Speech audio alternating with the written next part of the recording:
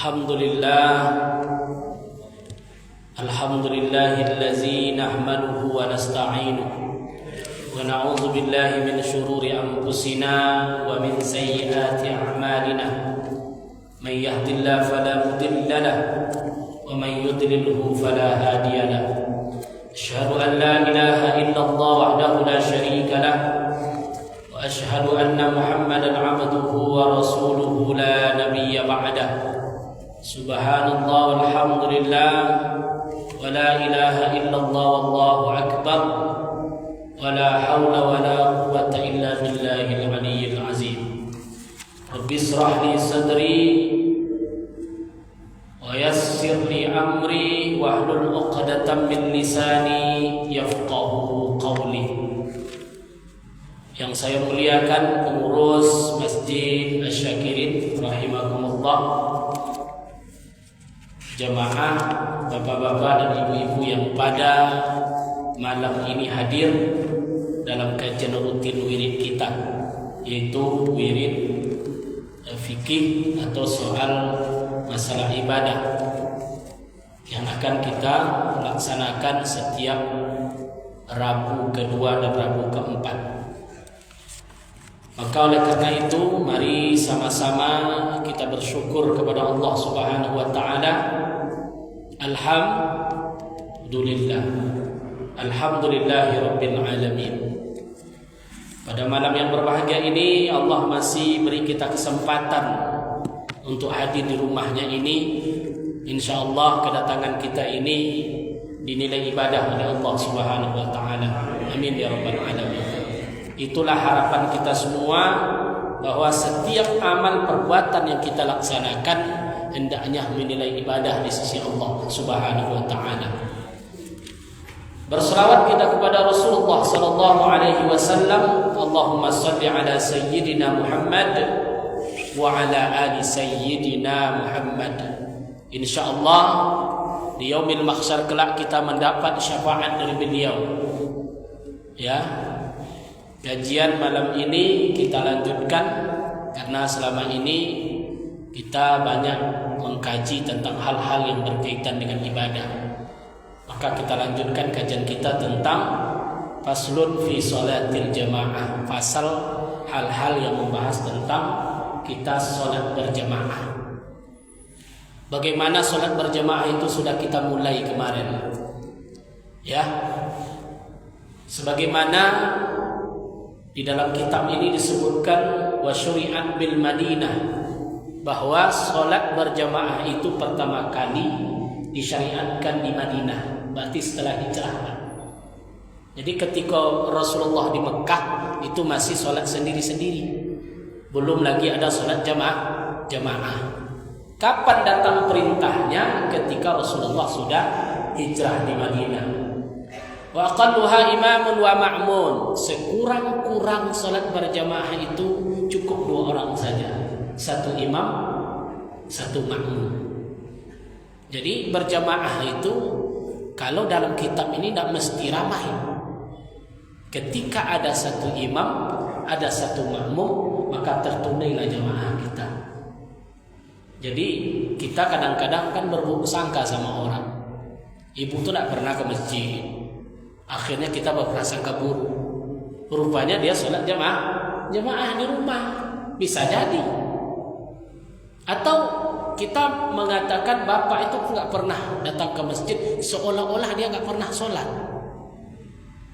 Di sini kita harus berhusnuzon. Jangan-jangan dia sholat dengan keluarganya di rumah berjamaah. Maka bahasa jamaah itu dalam kitab ini disebutkan setidaknya 1 imam, 1 makmum. Ini minimal ini. Memang yang paling afdal di masjid ramai.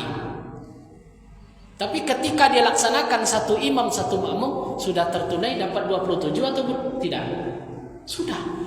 Sudah dapat 27. Karena ini perintah Rasulullah. Apa kata Rasulullah? Salatul jamaah afdalu min salatil fazzi bi 27 darajah. Salat berjamaah itu lebih afdal daripada salat sendiri. Berapa kelipatannya, Bu? 27. Nah, ini. Maka jangan pernah kita meninggalkan sholat jamaah. Meskipun yang mesti berjamaah itu di masjid laki-laki. Terus ibu-ibu mau dapat 27, bisa di rumah, bisa di masjid. Jadi nggak masalah. Makanya ada istilah perempuan tuh bagusnya sholat di rumah katanya kan. Kalau dia mau dapat 27 harus berjamaah. Maka kalau di rumah tidak ada kawan berjamaah, solusi berjamaah di mana, Bu? Di masjid. Nah, ikut dengan imam. Jadi urut sholat berjamaah itu kemarin kita sudah bahas. Dari 5 sholat itu yang paling afdal jamaah nomor 1 Jumat. Ya, karena Jumat itu wajib. Kata Jumat itu asalnya kan dari kata jamaah juga, berkumpul. Jum'atun, jama'atun, jamaah. Arti jamaah, ijma'. Apa arti ijma'? Berkumpul. Maka Jumat itu berkumpul, dan Jumat sholat jamaahnya wajib, maka yang paling afdal. Setelah Jumat apa lagi kemarin yang paling afdal? Sholat subuh. Nah, udah paham kita. Jadi yang paling afdal di antara sholat 5 waktu itu, yang paling afdal jamaahnya adalah sholat subuh. Sedangkan 2 rakaat saja sebelum subuh pahalanya seperti dunia dan isinya. Itu salat sunat saja, Pak. Jadi Bapak wudu sebelum ke masjid, salat 2 rakaat dulu. Namanya salat apa tuh? Fajar atau qabliyah subuh. Itu sama tuh, Pak. Salat sunat fajar dengan salat sunat qabliyah subuh. Nggak bisa kita bedakan. Maka sholat fajar itu adalah sholat qabliyah subuh. Usalli sunatan, sengaja aku sholat 2 qabliyah subuh, sebelum subuh 2 rakaat, disebut dengan sholat sunat rawatib. Penggiring subuh itu sholat fajar. Jadi nilai sholat sunnah ini saja sama dengan dunia dan isinya, apalagi sholat subuhnya. Jadi jangan salah paham pula nanti. Sholat sunat sebelum subuh saja fadilahnya seperti dunia dan isinya, apalagi sholat subuh tentu lebih berlipat. Apalagi berjamaah 27 dunia dan isinya lebih itu, Pak. Terbayang tuh berapa nilainya tuh.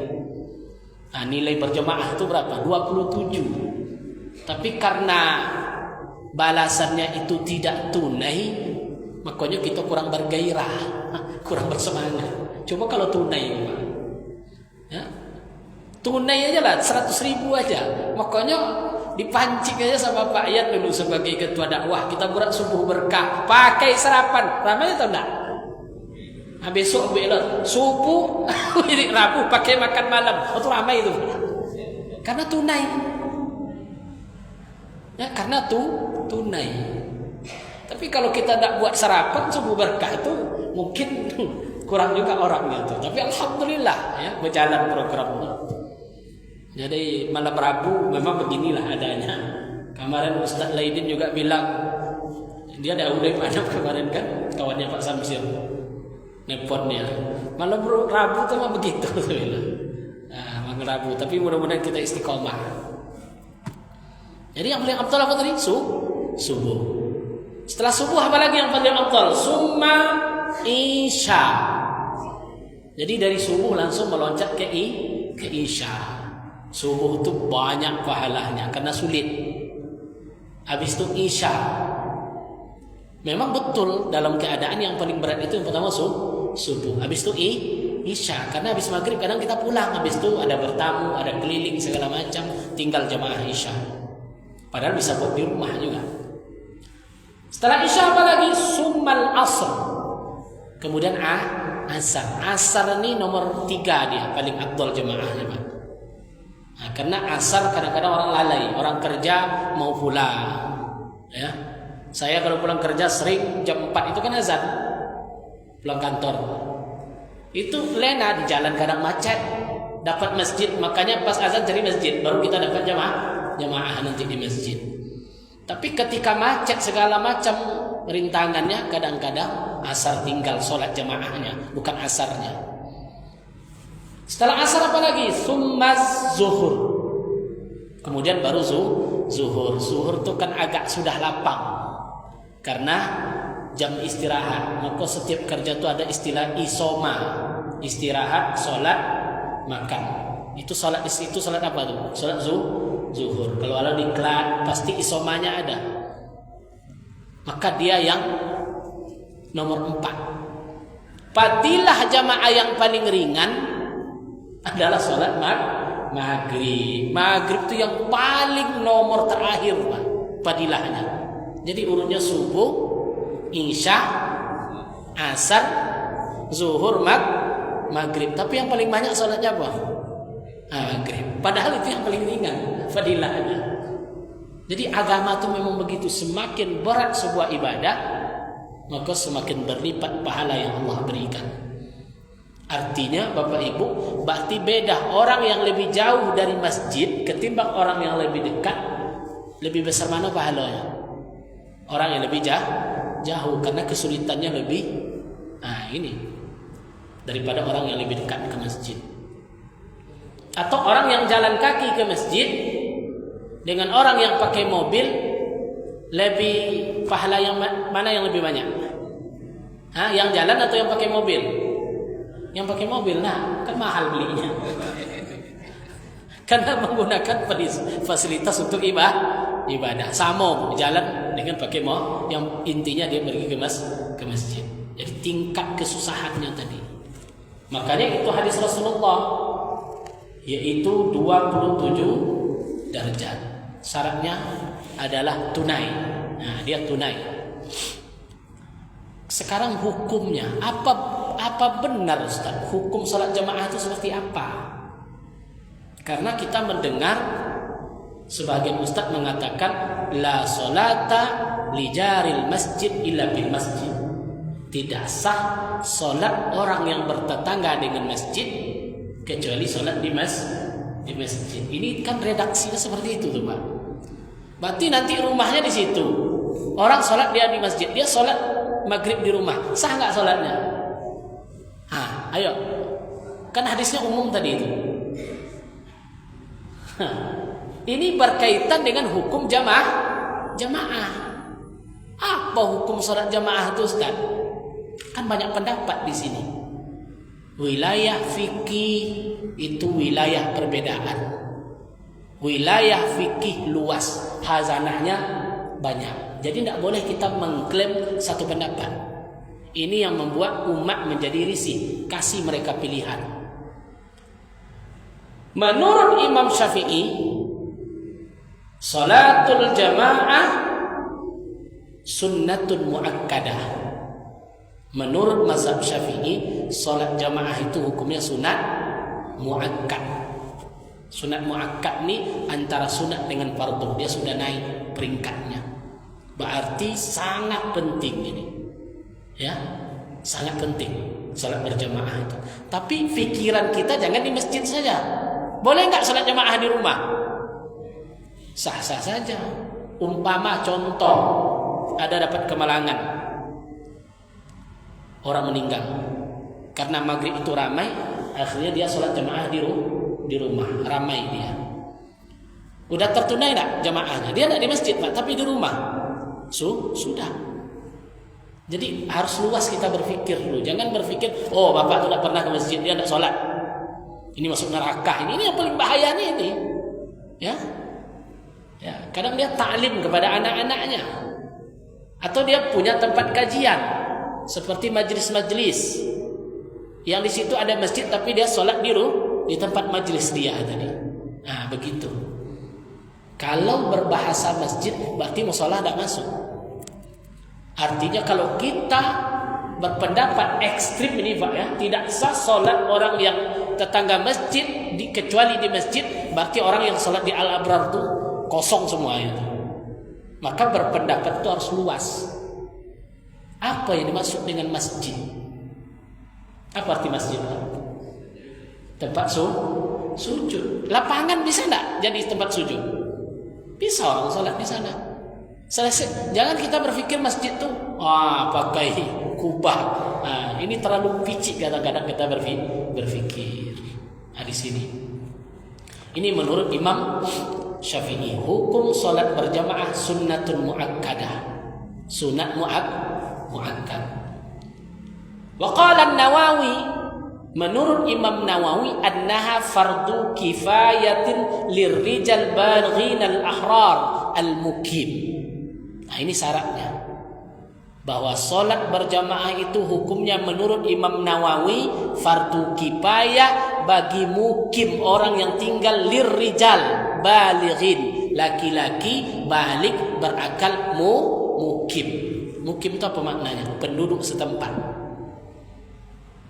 Penduduk setempat itu hukumnya fardu kifayah menurut Imam Nawawi. Imam Nawawi ini bagian daripada mazhab Syafi'i. Al-Muwatta kitabnya tuh Imam Nawawi. Ya. Jadi menurut Imam Nawawi itu hukum salat berjamaah itu fardu kifayah. Ada 5 orang, 6 orang melaksanakannya di sebuah masjid, selesai hutang semua yang ada di kampung tadi. Sama kayak sholat jenazah. Tapi kalau ada sebuah kampung tak ada satu pun sholat jamaah, mulai dari pimpinannya sampai ke bawahnya kena dosa itu. Dosa berjamaah. Karena tidak ada sholat jamaah. Apa dalil Imam Syafi'i mengatakan sholat jamaah itu sunnah muakkadah? Karena hadis Rasulullah. Karena di sana tidak ada perintah. Perintah itu bahasa Arabnya apa? Amar.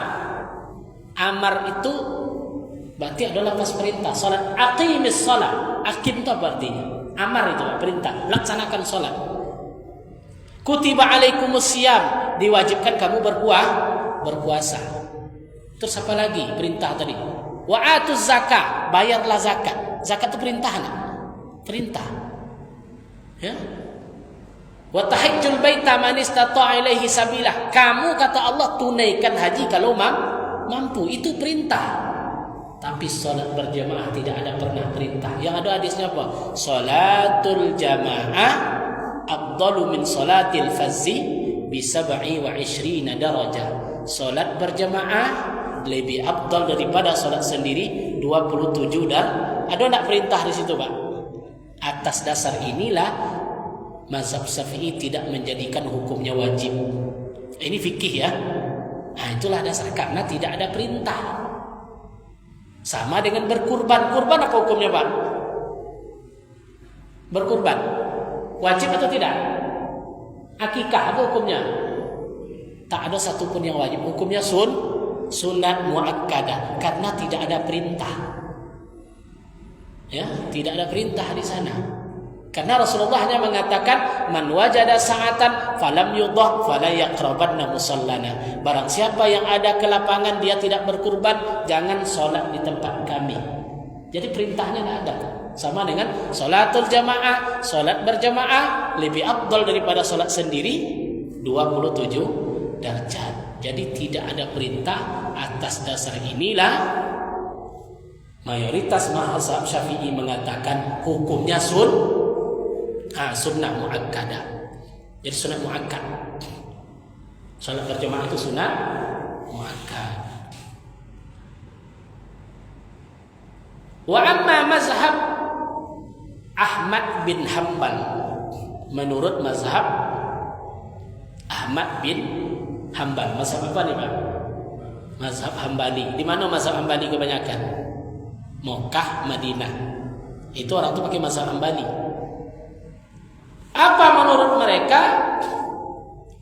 Syurutun lisihhatis salat. Salat berjamaah itu bagian daripada syarat salat. Jadi termasuk baginya itu syarat salat, bukan rukun, tapi syarat. Kalau salat hilang syarat, salat sah tapi tidak diterima. Nah, itu hukumnya. Salatnya sah, rukunnya cukup, tapi tidak diterima oleh Allah. Maka mazhab Ahmad bin Hanbal, mazhab Hambali mengatakan laki-laki yang tidak salat berjamaah sama dengan tidak salat. Tapi kalau itu nanti kita paksakan, banyak orang nak salat nanti, Pak. Ada bapak-bapak tu baru belajar salat, dengar ceramah ustaz tu, oh kalau nak nyuruh anak sah, ya udah, nggak usah saya salat katanya. Maka dakwah itu diimbangi dari berbagai macam pendapat. Menurut mazhab Syafi'i sunat muakkadah. Artinya bagi orang yang baru belajar salat dia di rumah sendiri, maka salatnya sah. Tapi dia tidak dapat 27. Menurut Imam Nawawi fardu kifayah, asal ada yang buat selesai hutang meskipun dia salat sendiri masih diterima oleh Allah. Menurut mazhab Hambali itu hukumnya wajib, termasuk syarat sah salat. Makanya biasanya kalau ustaz yang tamat Madinah itu ahli hadis segala macam, pasti pendapatnya satu. Kalau laki-laki tidak salat jamaah di masjid, sama saja tidak salat, karena dia menghukum salat jamaah itu wajib. Ada tak pendapat seperti itu? Ada. Tak salah itu, Pak. Ada pendapat seperti itu. Mazhab Hambali. Tapi hargai juga ada pendapat mazhab Syafi'i dan Imam Nawawi tadi di sini.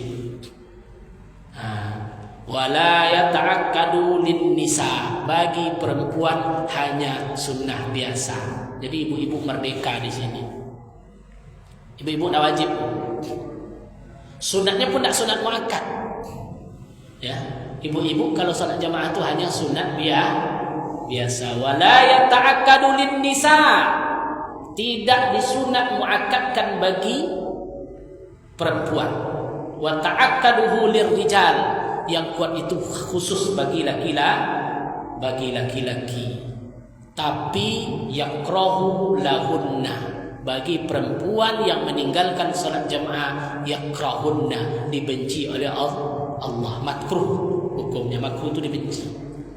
Makanya berbahagialah ibu-ibu yang mendawamkan salat jamaah tadi, karena dapat kasih sayang dari Allah Subhanahu wa taala. Terus kita kaji tingkat jamaah itu di mana yang bagus. Yang pertama, bil masjid afdal. Salat jamaah yang paling bagus di masjid. Di masjid yang paling afdal. Yang paling afdal adalah di masjid. Wa tusannu i'adatul maktubi syarti an takuna fil waqti. Bahkan bagi orang-orang yang sudah salat di rumah, lewatnya di masjid, ada jamaah, boleh dia ulang untuk mendapatkan, umpamanya di jalan gitu kan, salat sendiri di masjid, boleh selama masih ada waktu untuk berjamaah. Itu disebutkan di kitab ini. Ini yang pertama itu di masjid yang mana? Jami'in kathirin, masjid yang lebih banyak jamaahnya lebih afdal daripada yang sedikit. Berarti peringkat yang pertama tu jamaah yang paling afdal itu banyak. Masjid ramai. Harus ramai. Karena orang ramai itu doa 40 orang saja itu salah satu diijabah oleh Allah Subhanahu wa taala. Jadi yang pertama itu masjid, yang kedua jamaahnya paling ramai. Ini yang dibolehkan dalam berjamaah tadi. Wa tajuzul mufaraqah bila uzrin ma'al karaha, boleh seseorang tetapi hukumnya makruh. Mufaraqah, memisahkan diri dari jamaah salat tanpa suatu uzur. Itu boleh saja, Pak. Bapak ada keperluan, orang nunggu di luar, solat kita di belakang imam, boleh nggak kita memisahkan diri dari imam? Boleh, karena ada hajat. Itu dibolehkan Bapak Ibu. Jadi fleksibel sebetulnya jamaah. Umpamanya ibu salat subuh sini, Pak Ian ya salat subuh, rakaat kedua langsung sakit perut, mau ke toilet, langsung dia ruku, imam belum nih. Apa niatnya? Saya mufaraqah dari imam, Allahu Akbar. Setelah kita salam langsung ke toilet, sah salat subuhnya. Boleh mufaraqah kalau ada hajat. Jangan ditahan, nanti ada tahan kan lari langsung. Selesaikan dulu salatnya. Umpama salat subuh udah rakaat kedua, sudah gak tahan, datang ingin atau ada hajat mau cepat. Pokoknya nih saya mau kerja jam 7 saya sudah sampai di kantor. Sholat dengan imam, sepanjang-panjang ayat imam tuh. Ya, rakaat pertama panjang, rakaat kedua lebih panjang. Ini udah mufaraqah, langsung sholat sampai selesai. Mufaraqah kita dari imam. Lihat hajatin, karena di sini sifatnya uzur, karena ada hajat di sini boleh. Mana contohnya? Kal marakhis, misalnya karena adanya rukhsah, ya, adanya rukhsah. Kenapa? Wa tatwilihi, karena imamnya terlalu panjang. Wal ma'mum dhaif, sementara makmum tadi sudah lemah. Bapak tuh berdiri itu udah susah lama-lama di ayatnya Yasin, kan tak tahan nanti lama-lama. Boleh mufaraqah, boleh kita memisahkan diri dari imam tadi. Nah, itu hukum berjamaah. Wa tajibul mufaraqah, wajib hukumnya mufaraqah bi'aradin batli salati imamihi, karena batal salat imam itu wajib mufaraqah. Nah, itu Pak RW kan sering belakang imam. Pas nengok rupanya sarung imam tuh sobek, batal nggak salat imam tuh? Nah, itu wajib kita mufaraqah langsung. Boleh kita salat sendiri. Tidak mungkin imam tuh tarik belakang, tidak sah salat imam tuh. Tentu mufaraqah kita berpisah. Bagi yang menengok imam salatnya batal, nah boleh kita mufaraqah di situ, berpisah dari imam. Tidak boleh kita ikut imam yang batal. Nah, ikut imam yang batal tidak boleh kita. Nah, itu hukumnya wajib. Nah, wajib.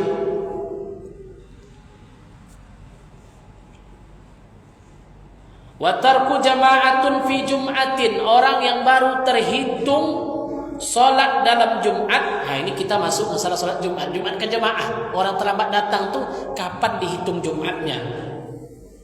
Fi ghairi Jum'atin, kalau terhitung Jumat itu dapat satu rakaat. Nah, dapat satu rakaat. Umpamanya ada orang datang Jumat, khutbah tidak sempat, masbuk lagi. Lalah tidak dapat khutbah, masbuk. Kapan terhitung salat Jumatnya? Kalau dia mendapatkan imam satu rakaat, berarti dia masuk rakaat kedua. Berarti dapat dia rukuk sama imam. Tapi kalau imam sudah rakaat kedua dalam salat Jumatnya tidak sah, berarti dia tidak dapat salat Jumat. Berdosa dia ketika itu.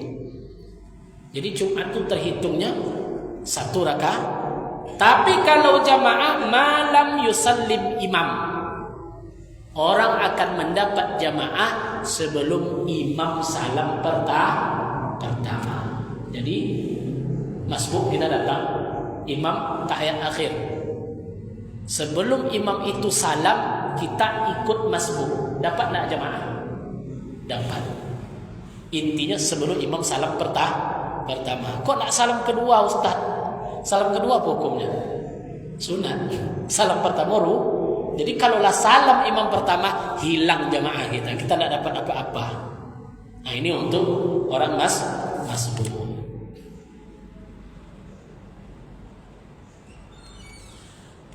Wa yusannu li jami' huduril imam, sunnah bagi yang baru datang dengan imam setelah selesai rukuk terakhir agar bersabar sampai dengan itu salam. Kalau memang sudah ini Bapak masuk masjid, imam sudah rukuk kedua mau salam.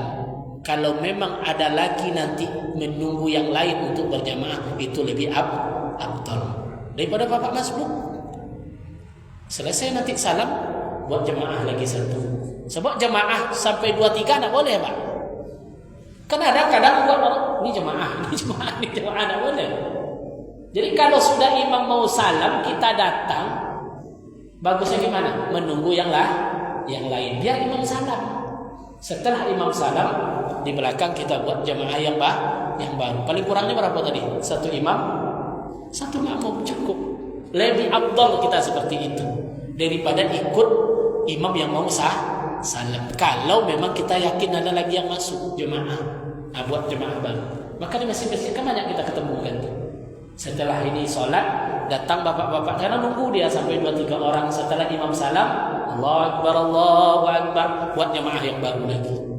Ini lebih afdal kalau di kitab ini seperti itu. Ini yang berkaitan dengan hal-hal yang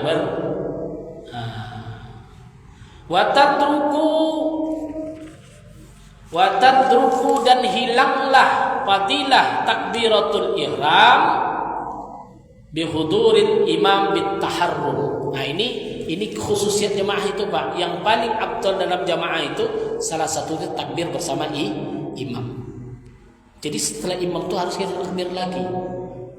Kalau biisghal kita sibuk dengan yang lain, maka hilang fadilah takbiratul ihram. Makanya yang bagus apa? Allahu Akbar, langsung kita Allahu Akbar. Untuk apa itu? Karena orang yang takbir dengan imam itu luar biasa pahalanya, sempurna jemaahnya. Makanya orang berebut sama Rasulullah saja, berebut orang dekat imam. Untuk apa? Mendapat fadilah takbiratul ihram. Tapi meskipun kita saf pertama, imam sudah takbir, kita masghul, sibuk, tengok WA dulu, tengok kiri kanan, segala macam. Baru kita takbir. Maka hilang fadilah takbiratul ihram. Makanya bagus ketika imam takbir, kita langsung takbiratul ihram. Paham Bapak Ibu? Paham kajinya Pak? Masuk kita masbuk. Masbuk itu seperti apa? Kan dalam sholat itu pasti ada yang masbuk. Orang yang hukum masbuk itu adalah orang yang datang setelah imam sholat. Maka untuk mendapatkan rakaat beserta imam, mesti seseorang itu mendapatkan imam ketika ruku. Tam, ruku yang sempurna, bukan ruku yang tak sempurna. Allahu Akbar. Kita wajib mendapatkan 2 takbir di situ, Pak. Yang pertama takbiratul ihram, yang kedua takbir intiqal. Kalau ada yang mau cepat-cepat ketemu imam langsung ruku, Bapak langsung Allah langsung ruku. Jangan-jangan sholat tidak sah nanti, karena takbiratul ihram langsung dijadikan takbir intiqal. Maka hati-hati. Takbir intiqal hukumnya sunat. Takbiratul ihram hukumnya rukun sholat. Maka ketika imam ketemu ruku, Allahu Akbar, letak dulu Pak, baru ruku. Nggak bisa langsung. Paham maksudnya? Allahu Akbar, baru kita ruku. Meskipun tidak dibaca Allahu Akbarnya, karena takbir intiqal hukumnya sunnah. Itu syarat masbuk. Harus dapat 2 takbir tadi, takbiratul ihram dan takbir intiqal. Yang kedua tam, ruku makmum itu dengan imam itu harus sempurna. Jangan nanti makmum mau ruku, imam sudah model kobo. Kita masbuk nih, imam sudah ketemu, kita imam langsung ruku. Pas imam mau i'tidal, kita ruku, tidak dapat 1 rakaat. Kenapa? Karena tidak sempurna ruku dengan imam. Itu hukum masbuk. Maka kalau model itu gimana Ustaz? Tambah lagi nanti 1 rakaat. Jadi masbuk itu yang perlu diperhatikan. Meskipun sedetik kita dapat ruku sempurna dengan imam, maka dia terhitung terhitung dapat 1 rakaat. Tapi kalau tidak dapat ruku sempurna dengan imam sudah i'tidal, kita ruku, tidak terhitung 1 rakaat. Berarti tadi nambah lagi nanti. Ini kita hati-hatinya di sini kalau dalam masalah masbuk tadi. Paham ya Bu? Ini fikih ini begini. Harus ruku imam dengan makmum itu sama. Kadang kan ada orang masbuk, imam sudah i'tidal, dia baru lari-lari ngejar imam ketemu ruku. Pas kita mau ruku, imam sudah tidak ruku bersama imam, maka tidak dapat 1 rakaat. Berarti tidak dapat kita 1 rakaat. Konsekuensinya apa nanti? ditambahlah lagi berapa rakaat kita tinggal. Setelah salam tambah lagi. Ada pertanyaan? Nah, silakan. Ada pernah saya jumpai orang berjamaah. Ya. Selesai dia berjamaah, dia bikin lagi jamaah lagi, sholat lagi dia. Boleh. Boleh. Itu tadi bagian terlambat datang kan? Umpamanya kita datang satu orang, imam sudah mau salam menunggu. Jadi Kelompoknya dia. bisa jadi orang musafir, bisa jadi musafir, dia jamak qasar, boleh. Umpama dia sholat dengan mukim zuhur, Dia maghrib Ustaz. maghrib umpamanya, dia musafir. Kan assalamualaikum warahmatullah, assalamualaikum warahmatullah, turun. Yang musafir tadi buat sholat isya jamak qasar, nggak salah, boleh. Nanti masuk kita bab jamak qasar. Gimana cara jamak qasar? Sama lah Ustaz rombongan bayaran gini, sampai di Bukit Tinggi sholat zuhur berjamaah. Yang sudah salam, yang musafir tadi ke belah, ayo kita asarnya kita jamak ke zuhur. Paham kan? Bisa jadi itu. Nah, masuk waktu. Itulah kalau ngaji fikih ini sebentar. Saya tandai lagi besok syarat-syarat mengikut imam. Banyak nih Pak syaratnya. Cuman ini syarat-syarat mengikut imam termasuk imam itu yang seperti apa. Nah, imam harus begini ya. Nggak boleh mendongkol antara hati jamaah dengan imam. Masuk juga nih Pak. Nggak boleh kita saling benci antara jamaah dalam berimam. InsyaAllah pertemuan selanjutnya. Karena waktu sudah masuk. Wallahu muwaffiq ila aqwamit thoriq. Assalamualaikum warahmatullahi wabarakatuh.